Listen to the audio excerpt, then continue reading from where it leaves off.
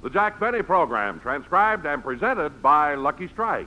Lucky's taste better. Cleaner, fresher, smoother. Lucky's taste better. Cleaner, fresher, smoother. For Lucky Strike means fine tobacco, richer tasting, fine tobacco. Lucky's taste better. Cleaner, fresher, smoother. Lucky Strike, Lucky Strike. Friends, this is Don Wilson to tell you that Lucky's win again. That's right, Lucky's win again in a national smoking survey among college students. In 1952, a survey was made in leading colleges throughout the country, which showed that smokers in those colleges preferred Lucky's to any other cigarette. In 1953, another nationwide survey was made, a representative survey of all students in regular colleges from coast to coast. Based on thousands of actual student interviews, this survey shows that Lucky's lead over all other brands, regular or king size, and by a wide margin. The number one reason, Lucky's better taste. Yes, Lucky's do taste better. First, because they're made of light, naturally mild, good-tasting tobacco. LSMFT, Lucky Strike means fine tobacco. And then, Lucky's are made better, made round and firm and fully packed to draw freely, smoke evenly, actually made to taste better. After all, smoking enjoyment is all a matter of taste. And the fact of the matter is, Lucky's taste better. Cleaner, fresher, smoother. So be happy, go Lucky. Get better taste with a carton of Lucky's. Be happy, go Lucky, get better taste today.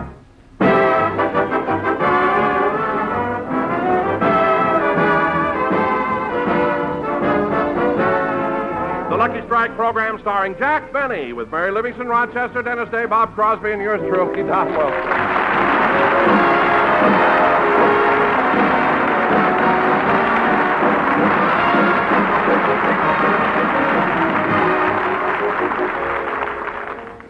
And now, ladies and gentlemen, in presenting the star of our show, it gives me great pleasure to bring you a man who... Just a minute, Don. Hold it a minute. What? Don, today, instead of you introducing me, I'm going to introduce you. Me? Yes, Don. Ladies and gentlemen, today not only marks the anniversary of Don Wilson's 30th year in radio, but it also commemorates his 20th year with me. So, Don, take a bow.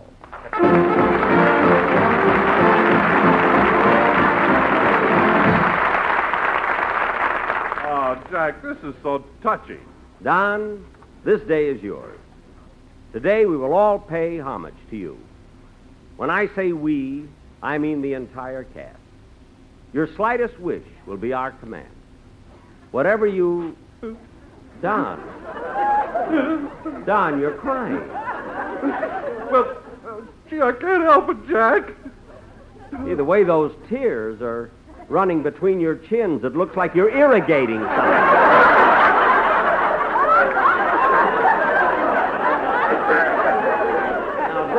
Please stop sniffling. Well, I'm all right now, Jack. I just couldn't help getting emotional when I realized that you've been with me for 20 years. No, Don. You've been with me. With me. To think that I came on this show when it was down, and because of because of my personality and showmanship, I raised it to the pinnacle of success. Don, wait a minute. It wasn't easy, and there were many setbacks, but every time the show was down, I brought it up again. Now, wait a minute, Don. My show was never down. So don't make things up. Well, now let's not argue, Jack. Really, let's don't argue because, well, and besides, I want to thank you for making this not only a memorable, but a profitable occasion. Profitable? What did Jack do for you, Don? Go ahead, Donzie. Tell Bob Crosby. Well, Bob, not only did I get $500 cash, but I also got a brand new DeSoto convertible for my wife, a trip to New York for the two of us on the Super Chief, and a whole week at the Waldorf Astoria. Jack, I want to thank you from the bottom of my heart. Oh, gosh, Jack gave you all of that? No, but it was his letter that got me on strike at Ridge.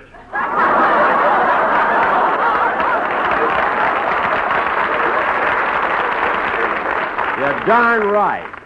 Well, Jack, I guess it won't seem like much now, but, since today is Don's 20th anniversary with you, the boys in the band got something for him, and Here it is, Don. Oh, gee, thanks, Bob. What is it, Don? What is it? Well, now, wait, Jack, lay unwrap it. Okay. Boys in the orchestra, huh? Yeah. Ah, Jack. Oh, Jack, look at this.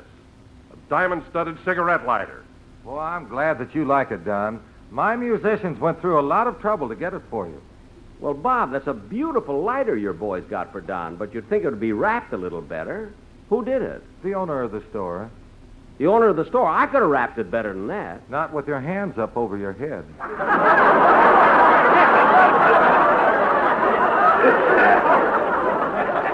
Bob, you mean the boys held up a jewelry store? Well, it was an accident, Jack. You see, when they walked into the store, Remley had his guitar under his coat. Uh-huh. The man thought it was a machine gun. He threw up his hands and said, "Take anything that you want." Well, that's still dishonest. Frankie should have opened his coat and showed the jeweler that it wasn't a gun. Oh, Frankie did better than that. He took out the guitar, started to play, and the guy said, "Look, you got what you want. Stop torturing me."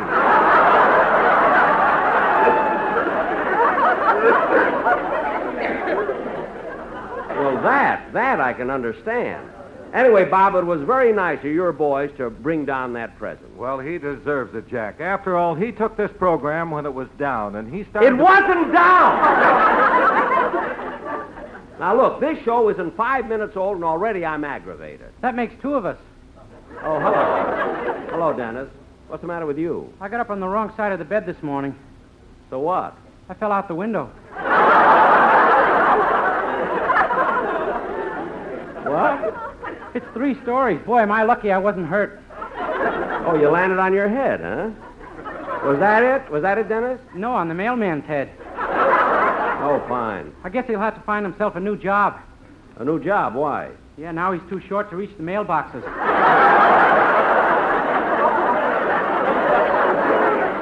I don't know, Dennis. Everybody else just goes along. Why do these stupid things keep happening to you? Oh, I guess it's because I got such a bad start in life. You know, I was an incubator baby.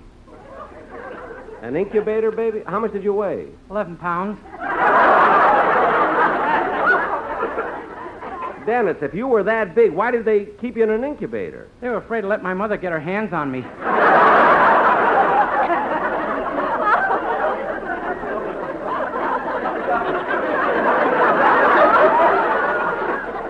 Well, what did your father have to say? Nothing. He was hiding in there with me.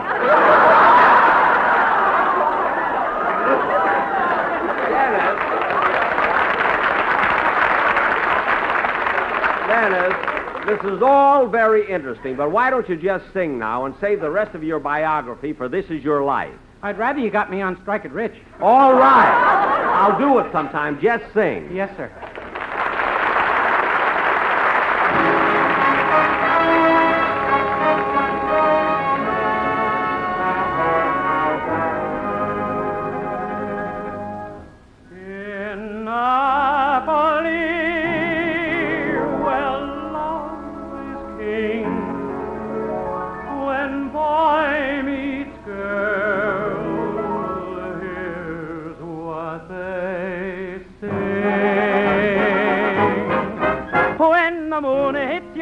Like a big pizza pie, amore.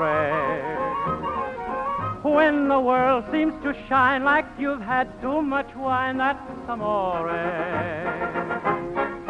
Bells will ring, ting-a-ling-a-ling, ting-a-ling-a-ling, and you'll sing Vita Bella.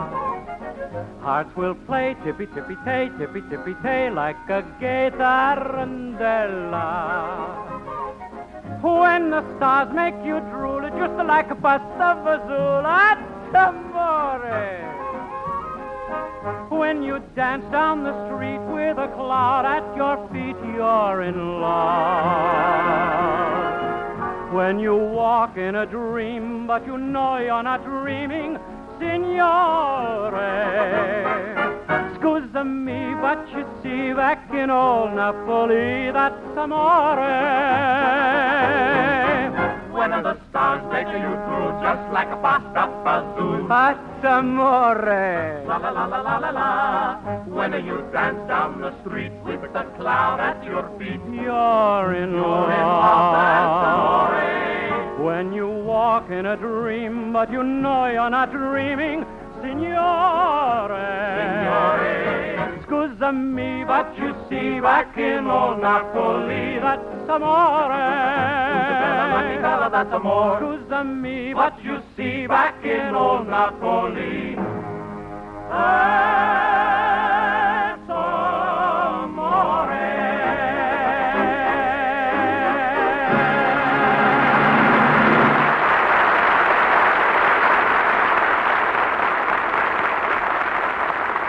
That was Dennis Day singing That's Amore with the Sportsman Quartet. And fellas, if you don't mind, I'm dedicating that song to Don. You see, this is a special occasion today. It's Don Wilson's 20th anniversary with me. And in honor of this, for our feature attraction tonight, we're going to do a special sketch based on the life... Oh, excuse me. I'll get it. Hello? Oh, Mr. Benny, this is Rochester. Rochester, I'm in the middle of my show. What do you want? Well, boss, do you remember that sweet little old lady who came by here last week? Little old lady? You know, the one that sold you that 50-cent raffle ticket on a Cocker Spaniel. Oh, yes. Now I remember. Well, she's back again. What does she want this time? $100,000. She fell down your steps. Well, Rochester, she's suing me for $100,000? Cheer up, boss. I got some good news for you, too. What good news? You won the dog. Rochester, who cares about the dog? I'm being sued for $100,000. Tell me, was the woman badly hurt? She claims she sprained her ankle. Sprained her ankle? Well, that's no grounds for a suit like that. That's what I told the 4 men with her. 4 men. Are they lawyers? I think so. Their names are Habeas Corpus, Delecti, and Giesler.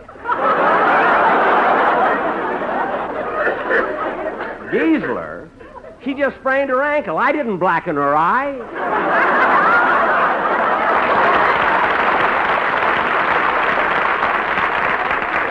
Now, look, Rochester, don't admit anything and get in touch with my insurance man. I'm covered for things like this.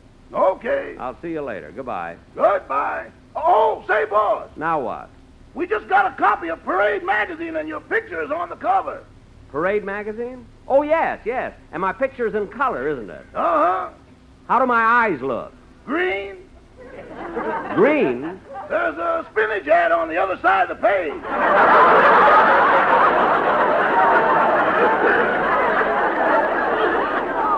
A spinach ad? When you hold it up to the light, you look like you're peeking through a hedge.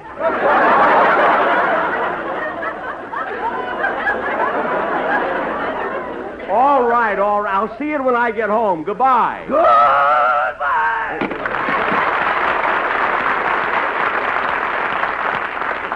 Now, where was I? Oh, yes. As I started to say, tonight, for our feature attraction, we're going to do the story of Don Wilson's life. Oh, please, Jack.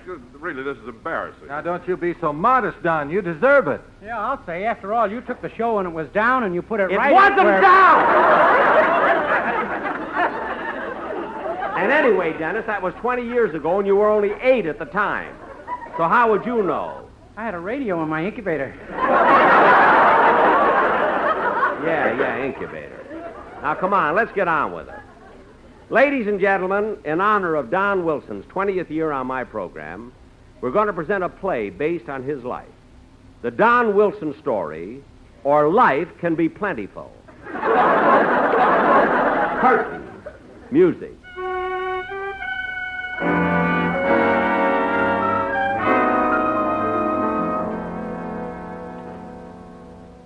Our story opens in Denver, Colorado, many years ago. The stork has just delivered a precious bundle to the home of Mr. and Mrs. Donald C. Wilson, Sr. The mother happily whispers to the father. Darling, it's a boy. And the proud father said. Yes, aren't we lucky? The stork brought us a boy. And the stork said. Oh, my aching back.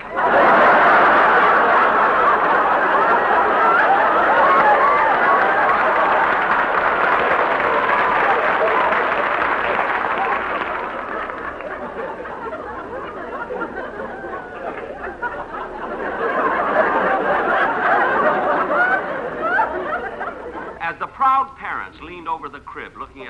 newborn son. The baby said.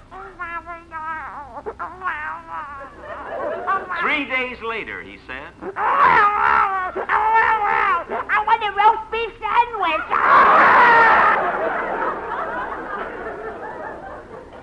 He was developing slowly. During that first week, 3 nurses quit because they just couldn't stand giving him his bottle. It was exasperating. The gravy would slip through, but the mashed potatoes were murder. But Donald was a good boy, although his parents did have trouble getting him to sleep. Now, come on, baby. Come on. It's time for Betty Bar. Now, baby, stop that. Baby, stop. Baby, put me down. You better let me have him, dear. Okay. Now, Donald, close your little eyes and Mommy will sing you to sleep. Rock-a-bye, baby, in the treetops. When the wind blows, the cradle will rock. If the bough breaks, the cradle will fall. Down will come Donald, Denver and all.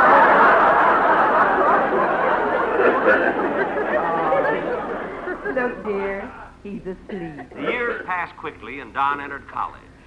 And since his burning ambition was to become a radio announcer, he majored in elocution. How now, brown cow? How now, brown cow? And the cow and Don...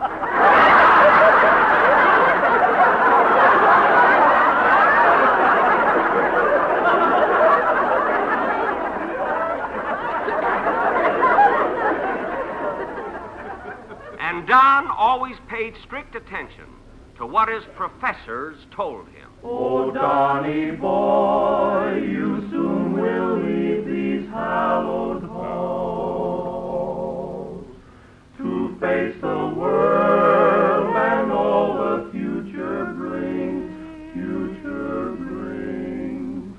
Be not afraid, but go wherever duty calls. With your degree of LSMFT, of MST.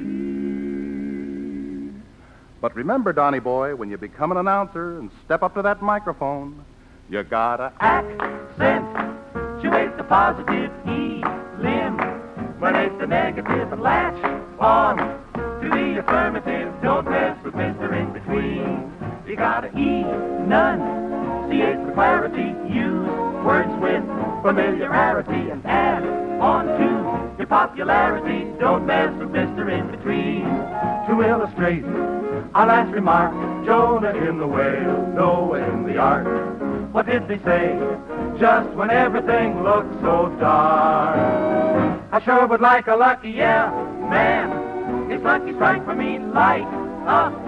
We know that you'll agree and puff on an LSMT. Don't mess with Mr. In-Between. Oh no, don't mess with Mr. In-Between. How now, brown cow?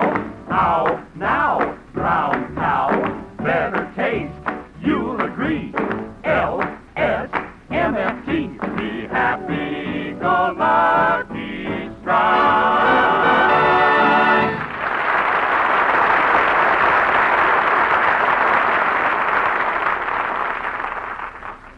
Don was a brilliant student, and he graduated from college, magna cum laude. But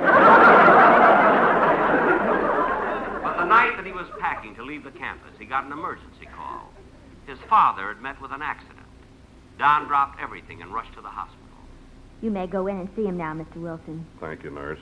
Oh, and don't stay too long. It was quite an accident, and, well, your father's quite old now. Yes, I keep forgetting. You know, I haven't seen him for years. Dad. Dad. Howdy, Blubber.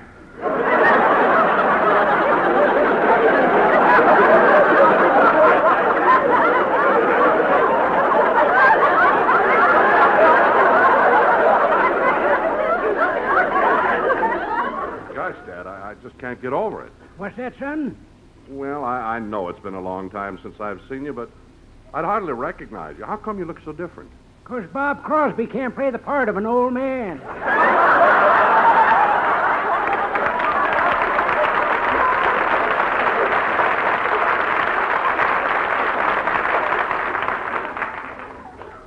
Don had made up his mind to be a radio announcer. Although Don didn't know it at the time, our paths were about to cross. I was doing a show then for the Universal Corset Company. And one day my sponsor called, so I went straight to his office. Gee, my sponsor really has a nice building here. He certainly believes in advertising. Look at that big neon sign.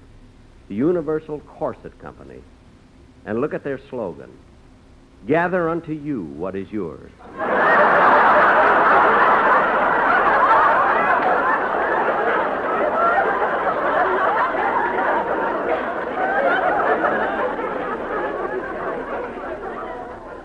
Well, I better go in. I beg your pardon, sir, but would you tell Mr. Willoughby that Jack Benny's here to see him? Oh, Mr. Willoughby's expecting you, Mr. Benny. Go right through that door. Thank you.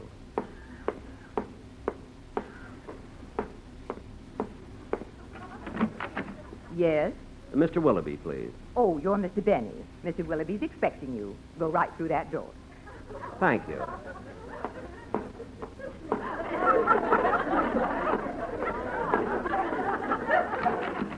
Yes? I'm here to see Mr. Willoughby. Oh, you're Jack Benny. Yes. Mr. Willoughby's expecting you. Go right through that door. Thank you.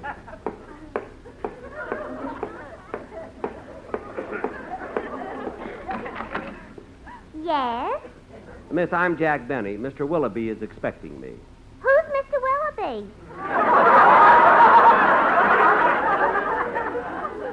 Look, miss, isn't this the Universal Corset Company? Yes? Well, Mr. Willoughby is the president. Oh, you mean Poopsie. Poopsie? Yes. Go right through that door. Oh, well, all right. Mr. Willoughby?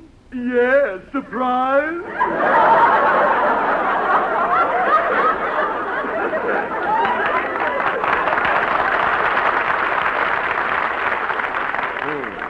Mr. Willoughby, I'm Jack Benny. Yeah, I know. Come right in. Thank you. Now, Mr. Willoughby, what is it you wanted to see me about? Well, I hate to bother an artist of your stature with trifles, but a strange thing has happened since you've been broadcasting for us. What's that? We've been losing money. We've been selling corsets for 15 years, and this is the first time the company is feeling the pinch. Mr. Willoughby, just what is your complaint about my program? I can't stand the way you read our commercials. I want you to hire an announcer. So I started auditioning announcers. I tried voices. Voices, all kinds of voices. Deep ones, high ones, soft ones, loud ones. All right, Bud, you're next. Read this. The Universal Corset Company presents Jack Benny. Now, the show opens, and you say... The Universal Corset Company presents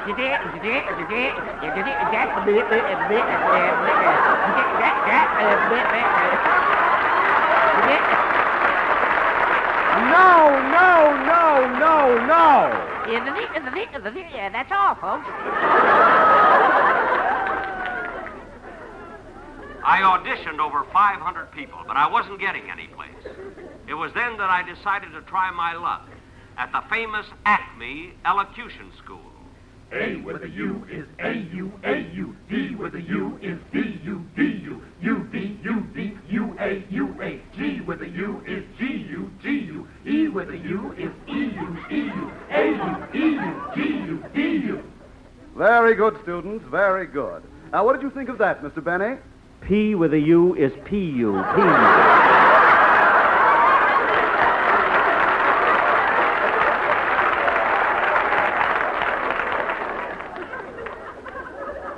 What? Oh, I'm sorry. You see, I'm a big comedian, and I couldn't resist. the opportunity, but I really am looking for a radio announcer. Well, you've come to the right place. Now, let's see. In this class, I have little Harry Von Zell, Billy Goodwin, Jimmy Wallington, and that fat one over there is Donald Wilson. Donald Wilson. Gee, I like that name, and he looks like he might be just right for my program. Well, certainly, Mr. Benny. I'll call him over. Oh, Donald. Donald, this is Jack Benny. How do you do? How with an H and an O and a U and an O and a D is a how do you do? Now, Mr. Wilson, I'm considering you as an announcer for my program. And if you take the job, I hope everything turns out fine. Thank you. Now, about your salary, Mr. Wilson. Oh, I'm so anxious to get into radio. I'll work for my 3 meals a day. Well, I wasn't planning to go that high. Look, Mr. Wilson, money isn't everything, and you said yourself that you were anxious to get into radio. I know, but if I'm not going to make a halfway decent salary, why should I go on a show that's down? It's not down. How did that get in the script? It's in there because it happens to be true. It is not. It is true. It is not. Jack, you're ruining the whole scene. I don't care. My show was never down. It was, too. You stay out of it. Don't pick on him, Green Eyes. What? That's telling him, Poopsie. That doesn't. Jack, let's get back to my story, the story of my life. I don't care about your life. I'm sick of it. I'm going home. Goodbye. Jack! G with an O, with an O, with a D, with a B, B, bye. Goodbye. Don't try and be nice to people.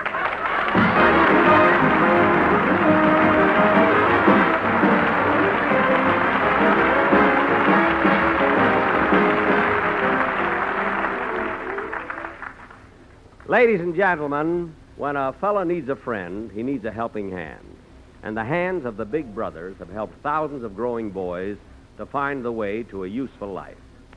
Since the first Big Brother movement was formed in 1904, to the many thousands of men who daily volunteer to help, I say congratulations for a job well done. If you are interested in being a Big Brother to some needy boy, write Big Brothers of America, Philadelphia 3, Pennsylvania. Thank you. Jack will be back in just a minute, but first a word from America's foremost authority on etiquette, Miss Amy Vanderbilt. Some of my friends tell me that in my new book on etiquette, I was a little hard on smoking. Actually, I was hard on smokers, at least some smokers. I dislike thoughtless smokers. You know, the man next to you at the dinner table who holds his cigarette so that the smoke drifts into your eyes. I like considerate smokers. For instance, I like to know that my husband is considerate enough to carry my brand of cigarette, Lucky Strike. In smoking, as in etiquette, it is, after all a matter of taste. I want a cigarette that tastes better to me than any other. That's Lucky Strike. Friends, Amy Vanderbilt is right. Smoking enjoyment is all a matter of taste. And the fact of the matter is, Lucky's taste better. Cleaner, fresher, smoother. There are 2 good reasons. First, they're made of fine tobacco. The whole world knows, LSMFT, Lucky Strike means fine tobacco. Then, Luckies are actually made better to taste better. Made round and firm and fully packed to draw freely and smoke evenly. It all adds up to real deep-down smoking enjoyment for you. So take a tip from me and be happy. Go Lucky. Next time, ask for a carton of Lucky Strike. Lucky's taste better. Cleaner, fresher, smoother. Lucky Strike, Lucky Strike.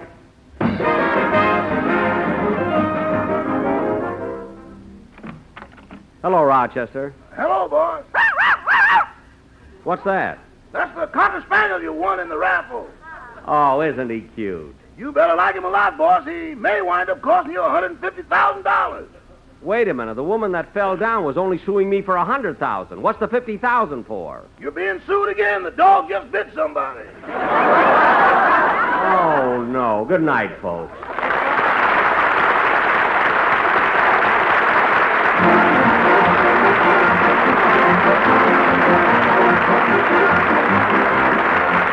The Jack Benny program is written by Sam Perrin, Milt Josephsberg, George Balzer, John Tackerberry, Al Gordon, Hal Goldman, and produced and transcribed by Hilliard Marks. The Jack Benny program is brought to you by Lucky Strike, product of the American Tobacco Company, America's leading manufacturer of cigarettes. Stay tuned for Amos and Andy, who follow on the CBS Radio Network.